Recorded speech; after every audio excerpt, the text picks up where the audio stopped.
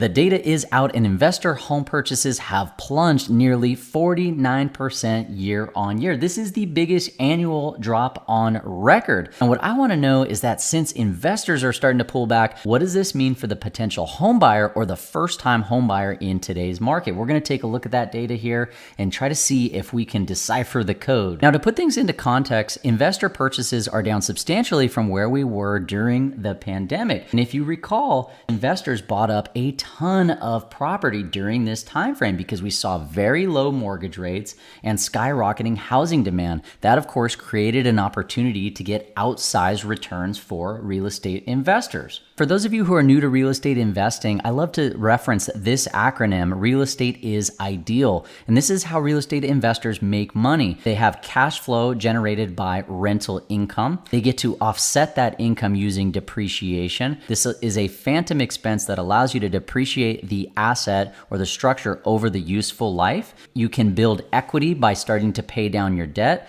Properties generally go up in value over long periods of time, which creates appreciation. And then you have the ability to use debt, i.e. leverage, to create greater returns. And speaking of mortgage rates, the average 30-year fixed today for a primary residence is sitting at 6.88%, which means for an investor, it's probably going to be somewhere in the mid 7% range. And so the cost of servicing that debt is going up. At the same time, we're starting to see rental prices moderate slightly, and we've seen values decline in some areas. So it's no wonder why investors are starting to pull back a little bit. And in addition to that, with the Federal Reserve raising the federal funds rate now to 5 to 5.25%, there are now more options for investors to park capital and get a yield. For instance, you can get a money market fund yielding anywhere from 4.5% to nearly 5%. And even though this is below the rate of inflation, you're still getting a reasonable yield with seemingly less risk, and you're maintaining liquidity. Now, it is important to note that while investors are purchasing fewer homes, their market share still remains elevated. They bought about 18% of homes purchased in the metros that are tracked by Redfin.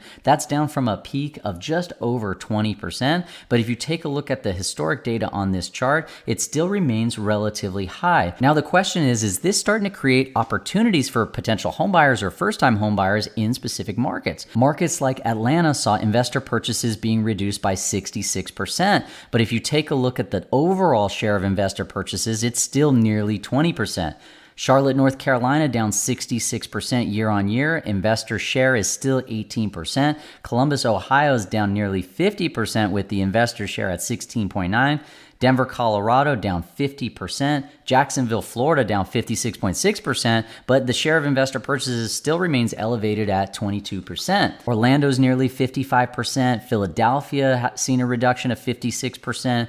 Phoenix, Arizona, 64% reduction with investor purchase shares still remaining at about 18.2%. And Sacramento, California, in my market, we're down nearly 50% in investor purchases with the investor share being 16.8%. This is creating a potential opportunity for the homebuyer or first-time homebuyer in today's market, but it's not even across all segments. In fact, investors have really started to hone in and target lower-priced properties. The share of investor home purchases for lower-priced homes is sitting at about 49%, where the mid-tier has gone down to about 24%, and the higher end is relatively unfazed, sitting at about 28%. And what this basically means is that investors are starting to really target the quote-unquote starter home. And these are homes that are 1,400 square feet or less. This would be your standard 3-bed, 2-bath, which really applies to about 80% of the potential tenant pool out there. It also applies to a large majority of first-time home buyers. And so you can see that this share has gone up dramatically over the years if we're looking at this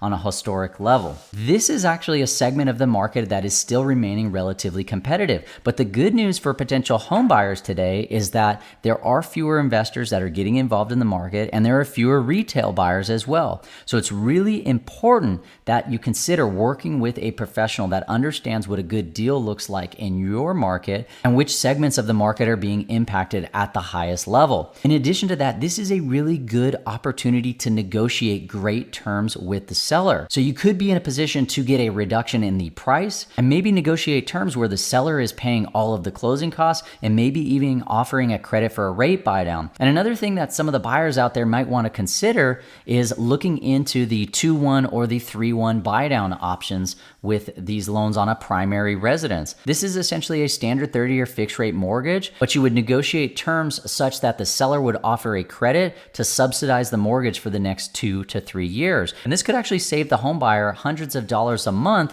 over the next few years as we start to see this market even out. Now, that's not necessarily the right program for everybody, but it's something to be aware of and something to look into. And the point of me mentioning this is because we have to get a little bit more creative if we want to get involved in the market today. So maybe we look at a home that has a little bit more square footage. Maybe we can rent out rooms in house hack, or maybe we can look at homes that have additional dwelling units and you can subsidize the higher monthly mortgage payment with rental income. Either way that we spin this, if there are less potential home buyers getting involved in the market, means we have less competition and it creates opportunities for the potential home buyer. That's going to wrap it up for today's video. If you found the information useful, please consider liking, subscribing, and sharing, and we'll see you on the next video. Thank you so much. Take care.